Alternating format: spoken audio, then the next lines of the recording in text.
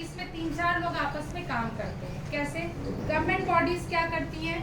सबके ऊपर कंट्रोल रखती है, जैसे कि सूत्रकार सर। तो फार्मर्स तक बीज कैसा पहुंचना चाहिए, पहले कोई एग्रीकल्चरल साइंटिस्ट की जरूरत नहीं पड़ती थी। फार्मर्स खुद ही समझते थे कि कौन सा बीज अच्छा है, कौन सा बीज खराब है, लेकिन उससे उपज क्या होती थी? कम होती थी। तो एग्रीकल्चर साइंटिस्ट क्या करते हैं? सीड का प्रोडक्शन के। बेसिकली एग्रीकल्चर साइंटिस्ट का बहुत सारा काम है, लेकिन मैं जो बता रही हूँ उसमें किस प्रकार से खेती उन्नत हो, खेती बहुत अच्छी हो, ये काम एग्रीकल्चर साइंटिस्ट का होता है। ठीक है।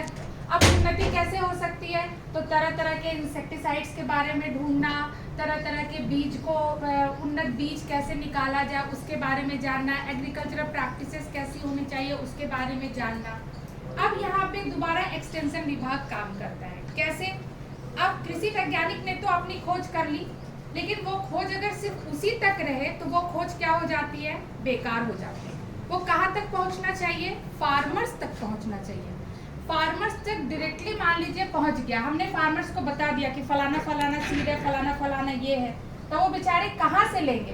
तो मध्य में जो आप लोग रहेंगे वो आप तक आएंगे। इसीलिए एग्रीकल्चर साइंटिस्ट की पहुंच सिर्फ फार्मर्स तक नहीं होनी चाहिए। कहाँ तक होनी चाहिए? आप सभी डीलर्स तक। इसीलिए सरकार ने बड़ी चतुराई से आप सभी को भी ऐसी पढ़ाई पढ़ने के लिए मजबूर किया, तभी आप लोगों को सर्टिफिकेट वगैरह दिया जाएगा, क्योंकि आपको भी ये जानकारी होनी चाहिए, बहुत अच्छे तरीके से होनी चाहिए।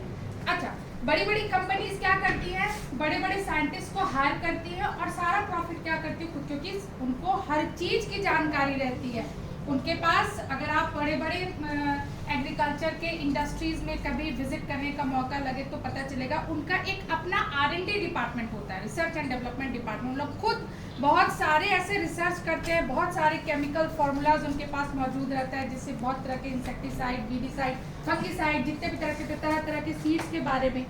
और वो सारा प्रॉफिट कौन लेते हैं? वो खुद लेते हैं। अब आप लोगों को भी ऐसी जानकारी रखनी चाहिए। आप लोग ये सोच के और हर्षित होंगे कि एक्सटेंशन का काम सिर्फ आप ही लोग या फार्मर्स ही नहीं करते, हमारे आदरणीय और प्रिय मोदी जी भी करते हैं। यहाँ पे मैं मोदी जी के बारे में कुछ ऐसा बताना चाहती हूँ आपको, वो भी एक्सटेंशन का हिस्सा है। कैसे? अभी G20 के जितने भी डेलीगेट्स आए भारत, उनको उन्होंने खाना जो परोसा, किसमें परोसा? केले के पत्ते में परोसा। तो वो भी एक तरीके का विस्तार ही है ना, प्रचार प्रसार भी विस्तार का ही हिस्सा होता है। आपने कुछ भी बनाया तो उसका प्रचार प्रसार होना चाहिए, एडवर्टाइजमेंट होना चाहिए, और वो भी किसका हिस्सा है? इसी एक्सटेंशन का हिस्सा है। तो आप लोगों को सिर्फ खाद बीज के बारे में नहीं, किसी भी प्रोडक्ट को किस प्रकार से सामने कंज्यूमर के सामने पेश किया जाए, चाहे वो आपका कंज्यूमर हम लोग हो, मतलब खाने वाले लोग हो, या फिर वो फार्मर्स हो। तो सोचिए, मोदी जी ने G20